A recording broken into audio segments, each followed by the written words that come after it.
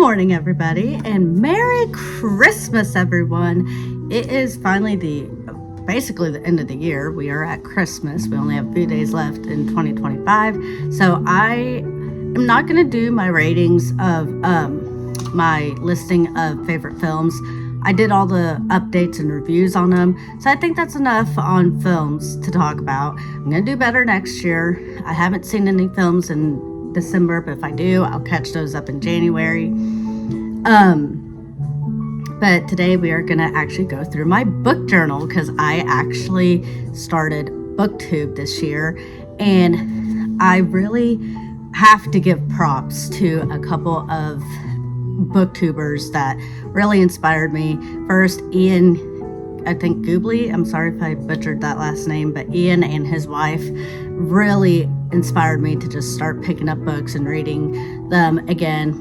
Back when I was in like high school, middle school, I read all the time, and when I was teaching substituting, it's a hectic morning, excuse all the hustle and bustle going on. Back when I substituted 13 years ago, I read a lot as well. So my biggest issue with reading is I get stuck in those worlds and I hate to move on to another book. So BookTube and everything kind of is confusing for me because I see people reading multiple books at a time, going from one book to the next, just like nothing. So I'm like, I'm gonna try. And I saw that Ian Goobley read Stephen King's It 200 pages a day and like finished in 3 days, and I'm like, there's no way I could do that. Again, I have a lot of moving parts this year going on, job, career wise, so mama wise, all that stuff. And then another content creator, another booktuber I'd like to give a shout out to is Life on Books. And I like one tip that I did not like is that if you're a parent, like if you want to read more, don't become a parent. I feel like I've actually read a lot more with my child because she sees me every morning sitting on the couch over there reading and with my coffee, and she'll just pull up next to me with her little baby book and just be silently looking at it while I'm silently reading, and she has her milk, and we just do that in the morning. So I think it's a great actual thing, and I get a lot of comments from people out in the world because she'll want to bring her book into restaurants and stuff, and they're like, that's amazing, she's 2 and she wants to look at books and read and understand what's going on. Of course, she's not reading, but she's seeing that good behavior shown to her already at such a young age. But one tip that he did give that was my favorite, because I was comparing my time to reading It by Stephen King to Ian Goobley. Do you want up here? No? Okay. Who read it in 3 days, and I'm like, that is impossible for me. And I like what Life on Books said instead, is that instead of setting challenges like read 200 pages a day, read this many books throughout the year, just wake up every morning with one simple goal. Read 1 page a day. At least get through 1 page. And you'll be surprised by how many pages you have read by the end of the year. So I knew Welcome to Derry was coming out around this time. It's the season finale wrapped up and everything, but it was so much fun watching it. Not only just watching it, but after reading It by Stephen King and The Shining. I actually ended up reading that as well, and that really ties into the show. And I was so invested in reading, going down this lore of Stephen King, that I completely forgot about the show until late. So I did watch it and everything, but that was where I was like, I want to read It before It Comes to Derry comes out. And then I was like, I'll just go down a Stephen King journey. And then people are like, well, you need to read the Dark Tower series in order to understand all of it, because I saw Insomnia and it's set in Derry, and I was like, I want to just read that after it so I don't leave Derry. And going down, seeing how to read Stephen King properly, start with the Dark Tower, because the entity of it is really prominent in that, and it answers a lot for it, and Insomnia will not make sense until you go down the journey. So that's what I'm gonna do, and that's what I have been doing. And so I read let's just go down the statistics of numbers real quick. I have read and finished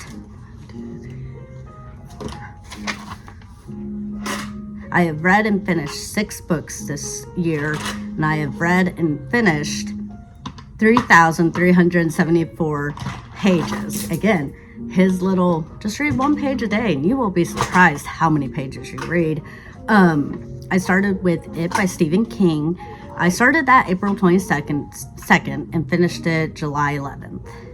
The Long Walk, that was another film that came out, and I was like, I want to see that film, and I want to get this done before the film comes out. I read it, literally started it July 13th, finished it July 26th. It's a very simple read, and only 391 pages. It was 1,153 pages, and the film didn't come out until September, so I have plenty of time. And they did change stuff in the film like they always do, but at first I was not a fan of what they changed in the film. I ended up loving both of them. And then also I've read, in fact I got this for Christmas, so I have to show you. Back 13 years ago, I read, when I was substituting, Horns by Joe Hill, and it became my favorite book. The movie again changed some stuff, but I love this book. And I was reading The Shining at the same time. 13 years ago I was reading this, and the way his son Joe Hill, I'm not going to say the joke, okay I will, he goes by Joe Hill not only because he didn't want to ride the tailgates of his dad, but also he didn't want to go by Joe King. Anyway, this is my favorite book, like literally of all time, and that's why I kind of haven't read. This is the book I stopped reading. This is where I stopped reading 13 years ago because I didn't want to leave this world. But I'm ready to expand in talking about Joe Hill. I read a couple of Joe Hill as well. I started with The Pram. It's a very short story, only 58 pages. I started that July 27th, ended it July 31st. And then I read 20th Century Ghosts because we had The Black Phone 2 come out. Now, if you guys saw my review, I know I didn't list best film to worst film. This is the worst film, Black Phone 2. I just did not like that we spent so much time on a story that did not need an expansion, and that some people are so starved for a Nightmare on Elm Street film. This little bitty piece of sufficed them. It did not suffice me. I will wait for the main course of a Friday the 13th film. Not Friday the 13th, Nightmare on Elm Street film. I want Freddy Krueger. I don't want a knockoff version, Dollar General, and taking away what The Grabber could have been and should have been. The book is only 25 pages. No, it's not. The story of The Black Phone is only 25 pages. It comes from a collection of short stories that's 311 pages. I started it September 28th and finished it October 21st. So that was 20th Century Ghost. I love the short stories, and right now it got me interested on what his dad's short storytelling is. So I left it in the bedroom, but I'm reading Skeleton Crew right now by Stephen King. The next book I completed was The Shining by Stephen King, October 29th through November 27th. That's a red car, honey. It's a red car. See, red? Red? Yeah. I tried to read Clown in a Cloverfield for October because I wanted to read something scary, and when Brendo ended up doing something, I literally didn't care. Only read 140 pages of those, so I'm not adding those to my count. I also tried to read Never by Jessa Hastings. Again, I'm much more into Stephen King and Joe Hill and their lore and that timeline, so that was so distracting to try to read that. I only read 70 pages. I'm not including that in my count. So I was like, what book do I want to read for Halloween? The Shining. I want to reread The Shining because, again, I was reading I read The Shining when I read Horns at the same time 13 years ago, and it was really scary at that time.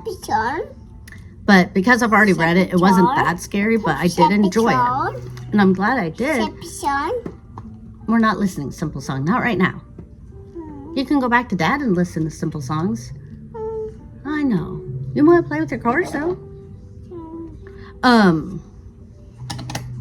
So The Shining is what my October read was.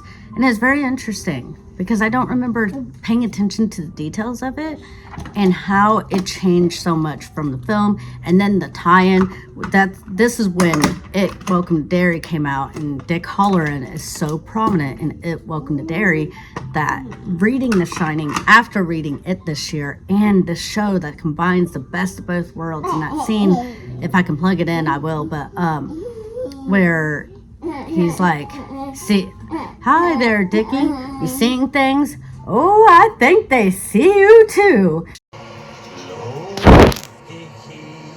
What's the matter? Seeing things?